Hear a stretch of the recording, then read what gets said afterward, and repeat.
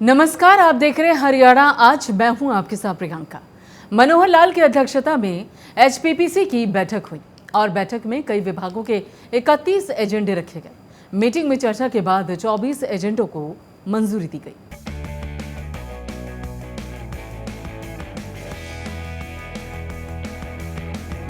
मुख्यमंत्री मनोहर लाल के चंडीगढ़ आवास पर हाई पावर परचेज कमेटी यानी कि एचपीपीसी की बैठक हुई।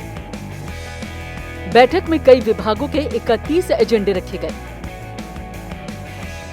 बैठक में चर्चा के बाद सीएम मनोहर लाल ने 24 एजेंडों को मंजूरी दी। मंजूरी के बाद 2500 करोड़ रुपए से अधिक की खरीद की जाएगी। 7 एजेंडों को अभी पेंडिंग की लिस्ट में रखा गया है। बाद में चर्चा के बाद मंजूरी दी जाएगी।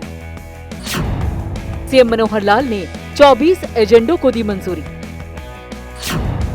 परिवहन विभाग को सीएम मनोहर ने दी सौगात। हाई पावर कमेटी ने बसों के खरीद को दी मंजूरी। हरियाणा रोडवेज के बेड़े में शामिल होंगी 1200 नई बसें। प्रदेश में बसों की कमी को देखते हुए हाई पावर कमेटी ने बसों की खरीद को मंजूरी दी। अब हरियाणा सरकार 1300 बसों की खरीद करेंगे। इनमें से हरियाणा रोडवेज के बेड़े में 1200 बसों को शामिल किया जाएगा। इससे पहले हरियाणा की हाई पावर परचेज कमेटी की मीटिंग अगस्त में हुई थी, जिसमें कई विभागों के लिए 1000 करोड़ रुपए से अधिक की खरीद की मंजूरी मिली थी। हाई पावर परचेज कमेटी में कई विभागों का जो एजेंडा था उसमें कुल 31 आइटम ऐसी थी कि जिनके ऊपर सारी बातचीत होनी थी। अभी 3-4 आइटम्स शेष हैं जो बातचीत चल रही है, तो इसलिए वो हमारे पावर डिपार्टमेंट के मंत्री और अन्य विभाग के लोग सब कर रहे हैं। और इस 31 में से अभी जो इस समय तक जो बातचीत हो गई है वो लगभग 24 एजेंडा पर बात हो गई है। बाकी सब अभी चल रहा है। कुल जो आज के विशेष परचेज में 1300 बसेस, जिसमें 1000 डीजल बसेस हैं और 300 बसेस मिनी बस और एसी बसेस, ये सब ली गई हैं। और साथ ही एक बड़ा जो काम है वो जो आज अभी रेफर किया है, उसके अंदर जो बायोमास पैलेट्स बनाने के लिए पराली को एक माध्यम से पैलेट बनाने का एक टेंडर वो 1 सप्ताह के बाद फिर करेंगे। कुछ उनके साथ मीटिंग करेंगे। और इसके अलावा जो आज फाइनल हो गए हैं वो 2500 करोड़ रुपए का, और कुल मिलाकर परचेज जो है आज की गई। हरियाणा विकास के पथ पर तेजी से आगे बढ़ रहा है। सीएम मनोहर के नेतृत्व में प्रदेश लगातार विकास कर रहा है। प्रदेश में सड़क से लेकर रेलवे हर क्षेत्र में तेजी से काम हो रहा है। विकसित हो रहा है हरियाणा प्रदेश। Bureau report, prime news.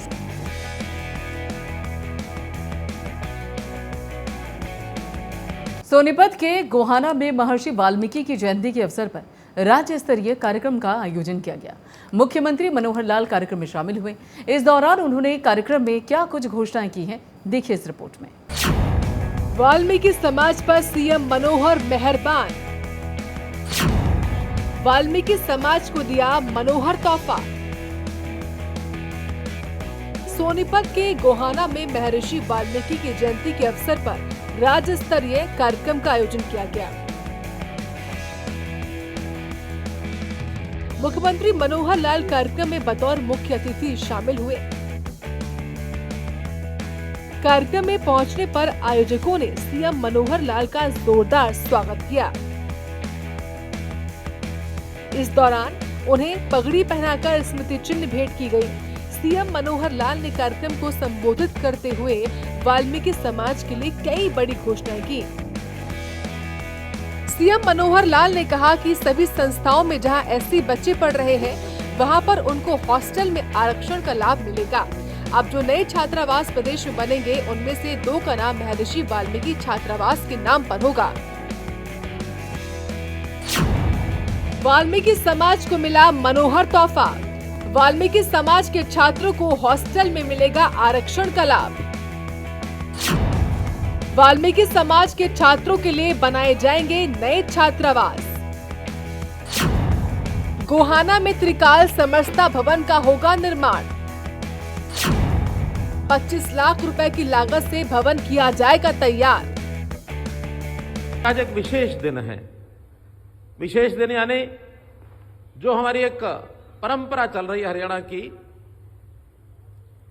कि हमारे जो संत ऋषि मुनि हैं, संतों की ऋषि मुनियों के जो विचारों का प्रसार ये समाज में किया जाए, क्योंकि उनके बताए रास्ते को, उनकी शिक्षा को ग्रहण करने के लिए आज के युवा, आज का समाज उतनी ही आवश्यकता है जितना शायद उस काल में रही होगी।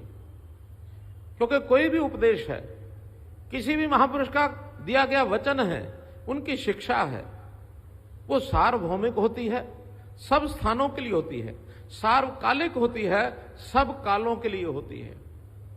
महर्षि वाल्मीकि जी को तो त्रिकालदर्शी कहा गया है।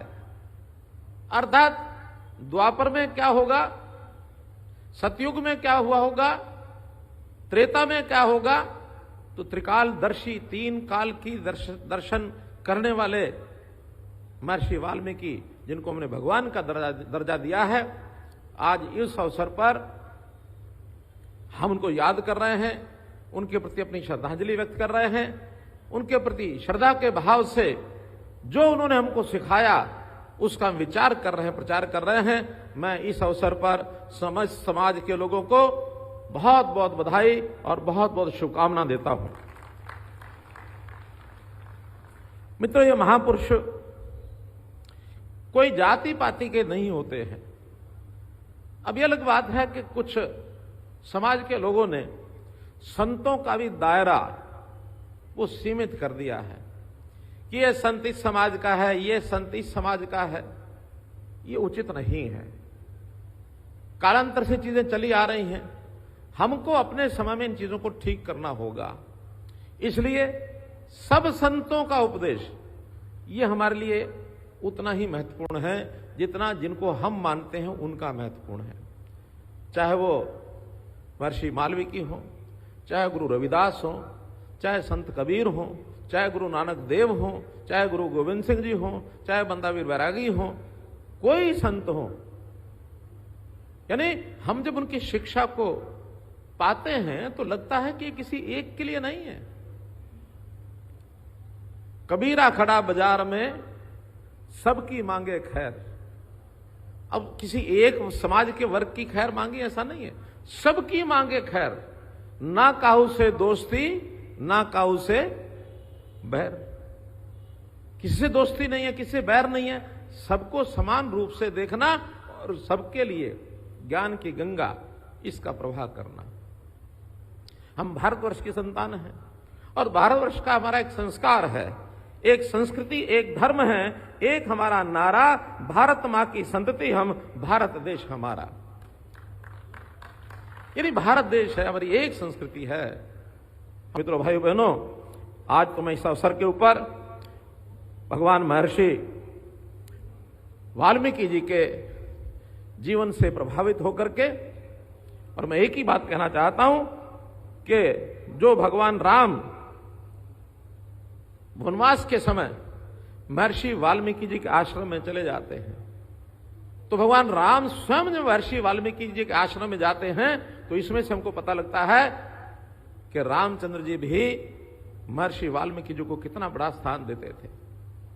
और फिर उन्हीं के जीवन को लिखने के लिए महर्षि वाल्मीकि जी ने कलम उठाई। तो वो जो भगवान हैं, उन भगवान के जीवनी पर हम बोलें, कुछ भी बोलें, लेकिन वास्तविकता तो ये है कि शब्द ऐसे नहीं हैं कि उनके पूरे चित्रण को आपके सामने रखा जा सके। आज किसी के पास ऐसे शब्द नहीं है, वो उन सब चीजों से ऊपर हैं, वो एक अलौकिक शक्ति है। उनके स्मरण करते रहने से, उनके रास्ते पर चलते रहने से हमारा जीवन शुद्ध होगा और हम जो है अपने जीवन की सुखी और खुशी ये दोनों अपने साथ ला करके आगे बढ़ सकते हैं। एक मांग इन्होंने रखी है कि ठेकेदारी प्रथा, ये मैं पहले घोषणा कर चुका हूं कि ठेकेदारी प्रथा को समाप्त करेंगे। उस समय एक प्रावधान किया था, उसका उपयोग मालूम नहीं कितना आप लोगों ने उठाया है। हमने कहा था कि जो ठेकेदार हैं उसमें जिनका अनुभव हमारे सफाई कर्मचारियों का ज्यादा है और थोड़ा पढ़ा लिखा अगर है, मानो 10 पास भी है, तो ठेकेदारी की जगह हमारे ये लोग अपनी कोई सोसाइटी समिति बना लें और इस सोसाइटी समिति के माध्यम से ही हम उनको नौकरी देंगे।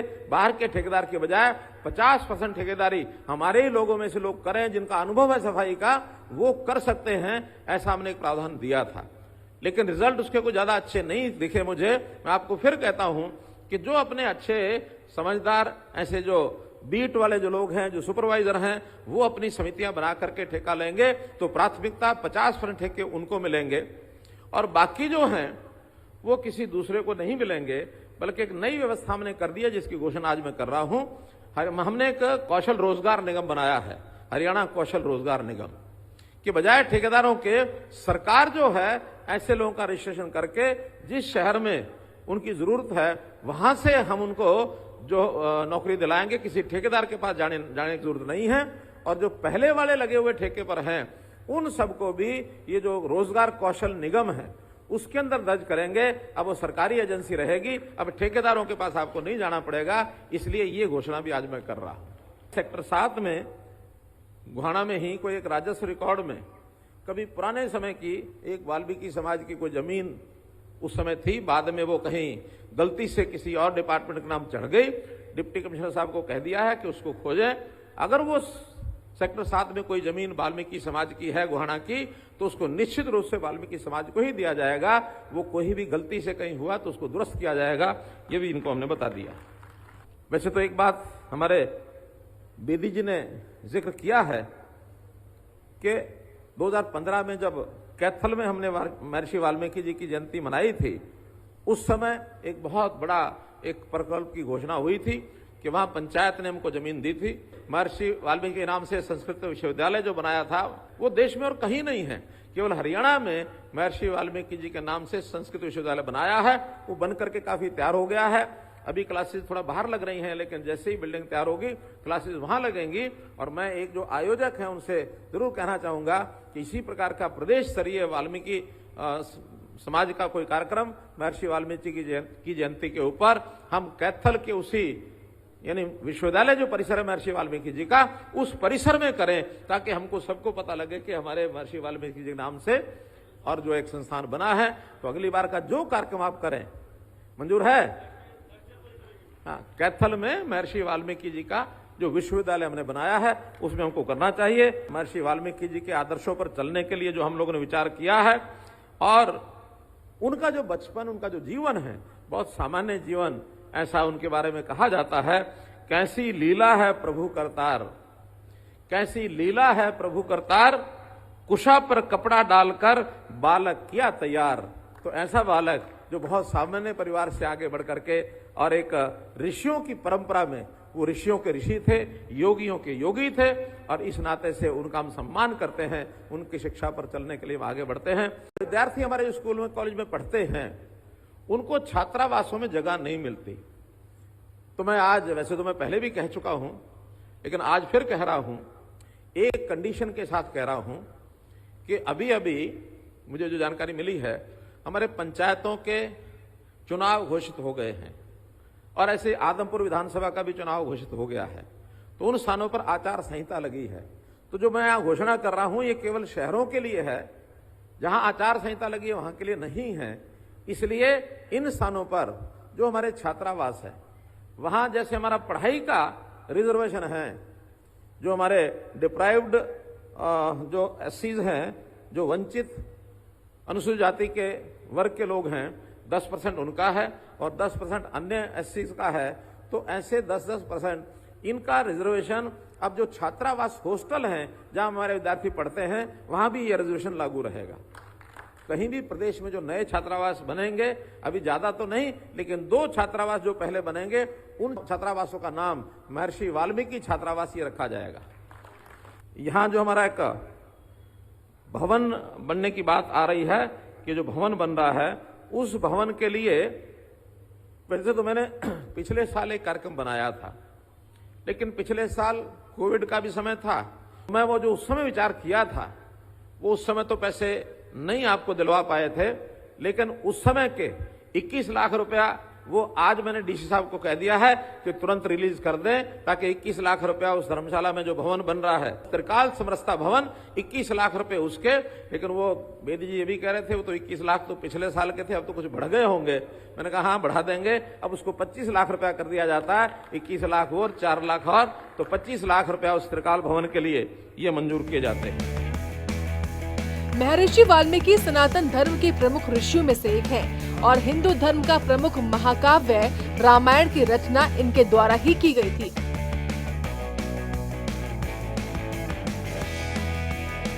महर्षि वाल्मीकि की जयंती हर साल अश्विन महीने की पूर्णिमा को मनाई जाती है।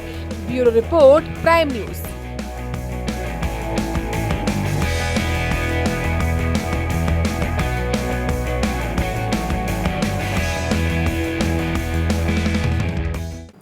हरियाणा आज में फिलहाल इतना ही और बाकी खबरों के लिए आप जुड़े रहिए प्राइम न्यूज के साथ।